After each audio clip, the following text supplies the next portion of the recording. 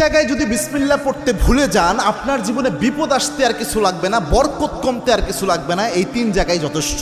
খুব মারাত্মক একটা বিষয়। বিসমিল্লাহ তো মোটামুটি সব ভালো কাজের শুরুতেই পড়া হয়, তবে সব জায়গায় ভুলে গেলে ওই 3 জায়গায় মিনিমাম ভুলা উচিত নয়। তার মধ্যে 1 নাম্বার যেটা, এটা আমি সবচেয়ে গুরুত্বপূর্ণ মনে করি, সেটা হচ্ছে বর্তমান পরিস্থিতিতে এটা হচ্ছে আপনার বাথরুমে প্রবেশের শুরুতে বিসমিল্লাহ পড়া। অনেকে বলতে পারেন, হুজুর বাথরুমে ঢুকবেন আবার বিসমিল্লাহ কিভাবে?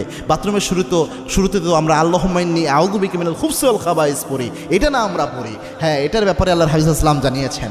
আল্লাহর হাবিব সাল্লাল্লাহু আলাইহি ওয়াসাল্লাম জানিয়েছেন, কোনো ব্যক্তি যদি বাথরুমে প্রবেশের সময় পড়ে আল্লাহুম্মা ইন্নী আউযু বিকা মিনাল খুবসি ওয়াল খাবাইস, এর ফজিলত হলো ওই ব্যক্তি বাথরুমে প্রবেশ করলে বাথরুমের মধ্যে যে দুষ্ট জিনগুলো থাকবে ওই ব্যক্তিকে দেখতে পাবে, কিন্তু কোনো ক্ষতি করতে পারবে না।